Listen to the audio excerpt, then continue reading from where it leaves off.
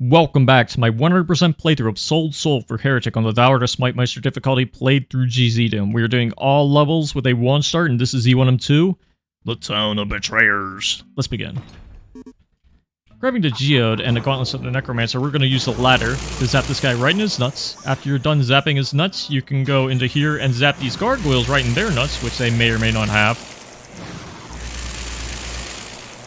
They can zap the golems here too.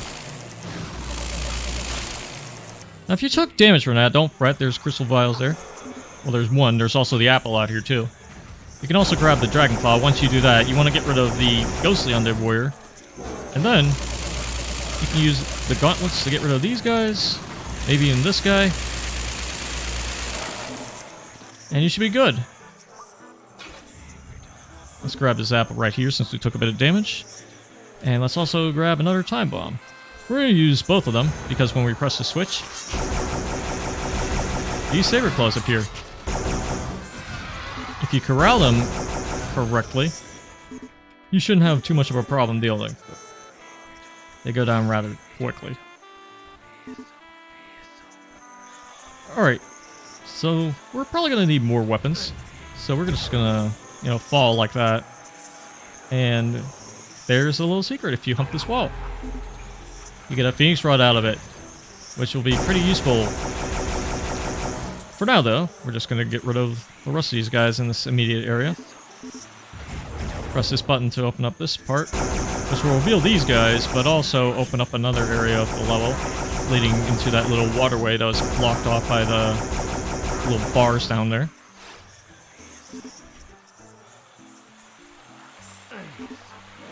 We're going to kill the Were Dragon because he is guarding an ethereal crossbow. Now you can grab whatever you want here, but make sure you grab the shield and the energy ward before you go down, because we're going to drop right down into here. Yeah, there's a little platform that you can land on. If you don't land on it, don't fret, you can kind of go around, but if you do manage to land on it, then you can continue on like I am right now. Yeah, we prioritize getting rid of that Iron Lich, because he's quite a doozy to deal with. We're also going to hang out in this little spot, where these undead warriors are. And we're going to press this button, which will reveal gargoyles. Let's blow them up. Trying to get blown up in the process. Clean up whatever stragglers are left with your crossbow, or maybe even the wand. There's a few in this little hidey room here. You can get rid of them too. You can also open this one up to get this secret. Yes, it has a different banner. You can tell because it's red as opposed to dominantly blue. And you might have heard some teleporting and a few enemies popping in. Yeah, it's because these guys are all here. So let's deal with them. Let's also deal with these guys. And while we're at it, we might as well get an opportunity to get more ammo. I'm a bit bad with this part in particular, with like platforming. But if you do it right, which I am not, you'll be able to go over here. Why you want to go over here? Well, you can probably see it. It's a bag of holding. It's a secret. So we've indirectly corralled these guys as a result of our little extended stay over there. We can use the Phoenix Rod to get rid of some of these guys. You want to hit the physical enemies, of course, so they can actually get hit by your weapon, as opposed to the ghost enemies, which for some reason do not get hit by the actual blast of the Phoenix Rod, but they do get hit by the freaking splash. No idea how that works, even now. Like, I do know how it works, but I just can't apply logic to it.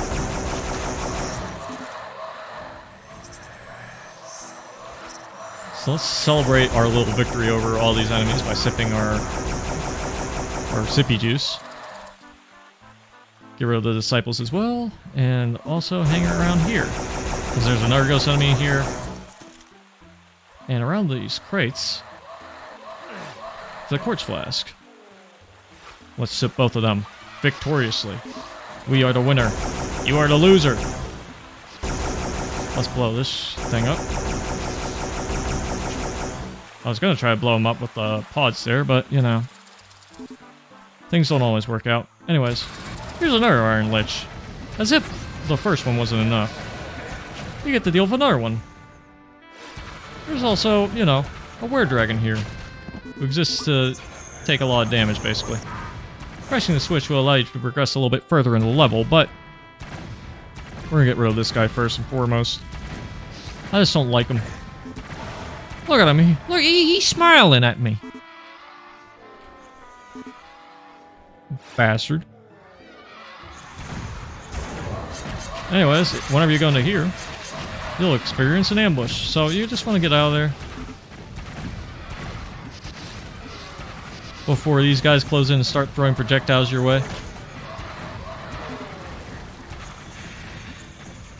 Let's get rid of this fellow in particular, so we can go over here and get the secret torch.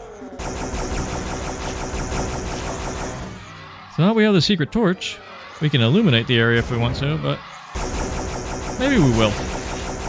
Yeah, let's go full bread. So pressing that button will allow you to go a little bit further, but it'll also have you dealing with, you know, some enemies like the gargoyles here and the saber claws. Well, both of these guys are small time anyway, so. Oh look, these guys are infighting. Look at these nincompoops. What a bunch of maroons. Now we've dealt with them though, we can continue on. And let's go into this area with these disciples. And I'll use my last shot for these guys, just to damage them a little bit. The rest of you, get hit scanned. Yeah, get hit scanned. And screw these paws in particular. Of course, it probably would have worked a little bit better on these guys, but entertainment. Alright, in this room you'll find several Ophidians. So let's get rid of the snecks.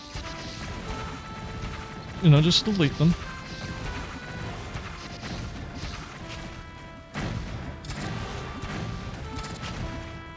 Now we can press this button and continue on with our little journey.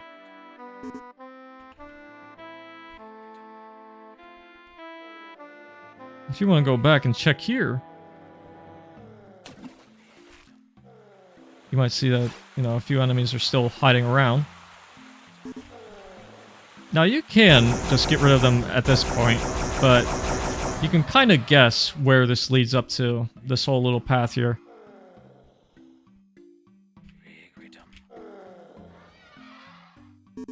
And you can probably hear some of the enemies we're going to fight.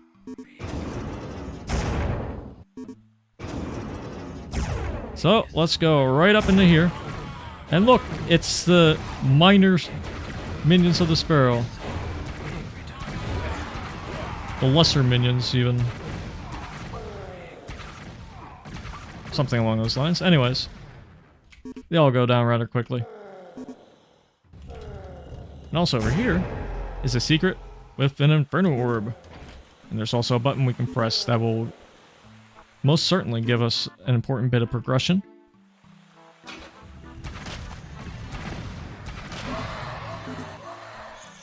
But of course, whenever there's progression, more enemies will try to come and fill up the whole area. So let's grab this little thingy here, and let's start, you know, getting rid of all these beasts of burden. Yeah, that's right, disciples. Even though you're like humanoidish, you're beasts. Well, so am I. 'Cause I got a lot of armor. And if you take a lot of damage, that's not a big deal either, because we have some tomes, which you most certainly will get after dealing with encounters like these. And you have gauntlets. So let's use both of these. And you might have heard some things move around as well. I'll show you what those things are after I deal with this guy. Oh no, it's an Iron Lich! Let's just click in his general direction. Oh no, there's another one! Those little indicators with the little fancy art. They were Sandy Peterson style indicators that an Iron Lich was present. Spooky. But we managed to get a bunch of stuff out of this whole ordeal. So we can continue to climb up here. We probably will, as a matter of fact, in a little bit. But first, we're gonna open this up. See, there's a skull here again. That's your little indicator. It gives you a bit of items, and also, when you ride this up, you will get one enchanted shield. So you can enjoy that 75% damage reduction. Hell yeah. Alright, so let's go up here again. Don't worry, it's cleared out pretty much. We aren't going to get any new encounters here. Probably, unless you leave some of these guys alive, for whatever reason. Just grabbing some ammo we neglected to get before. Either because our inventory was full, or because, you know, we didn't look enough. The main reason why we went back was because of the portal there. And now, we can go to this area. And let's use the Phoenix Rod, yeah. As for the rest of these guys, yeah, you get the Phoenix Rod too. But the rest of you guys, for realsies, they die like that. Very nice. Alright, now let's go out. Touch some grass.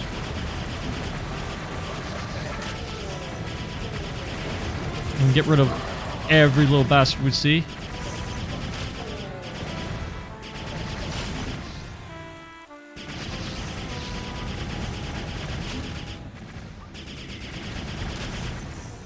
Ah, wonderful. Oh, you use a hit scan weapon to get rid of these guys. No, or maybe, well,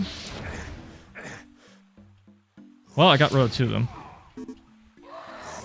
And the third one. I was hoping I'd kill all three with one shot, but that's fine too. We have a lot of time bombs, as you can see. We're probably going to use them in a little bit here. Maybe with this guy. Maybe his friends. Maybe not. The enemies you can use them on, for sure, are these guys. I mean, if you want. Usually that's how I deal with these guys.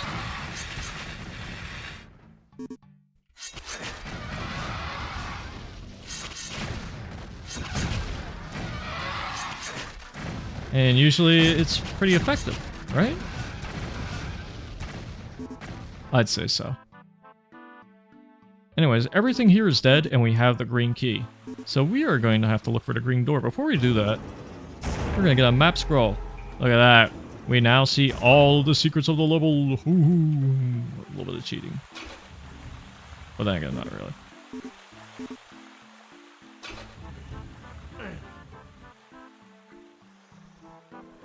Anyways, now that we have the green key, this area opened up.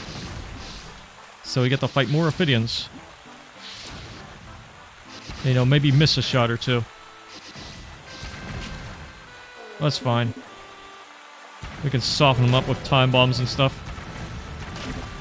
You know, just delete his friends too. Alright. So we can go back here because the green door is here.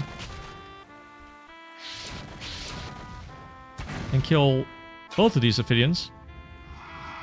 In addition, we can also go into the green door, finally. Get rid of the undead warriors, and also use this wall. Now let's ride it up and get a secret morphoben. We have 4 of these things. We should probably use them soon. In fact, yeah, let's use them right now. Yeah, get cocked on.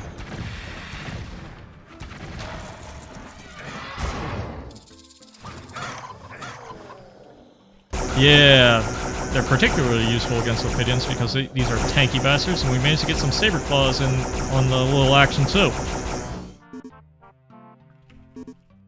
Usually I like to get 3 or 4 of these guys with the Morphobum. You can use it more immediately if you want to, but I usually reserve it for the tankier enemies. Usually. You can also use it for masses of enemies, like here. Because it just basically turns these guys into chickens for 30 seconds, and they have 30 health points, and they deal 1 damage whenever they try to peck you. Makes things a bit easier. Anyways, we got all the secrets, and we got the blue key. So we're gonna have to go back to the blue zone. Where's the blue zone, you might be wondering? It is back up here. There's only one problem, though. Now filled to the brim with a few nitro bombs. But here is where the powered up Dragon Claw comes in handy. And that should be just about every enemy. Until you see the Iron Lich here. Oh no, what a spookster! Let's get rid of him. And that's it. That's just about everything. If you want to collect all the items, you can feel free to do so, but we're just going to make our way out. Alright, and that is the Town of Betrayers. And, yeah, you probably recognize the RuneScape music. Actually, kind of fits here and there. But, aside from the music, the presentation of this level is pretty good.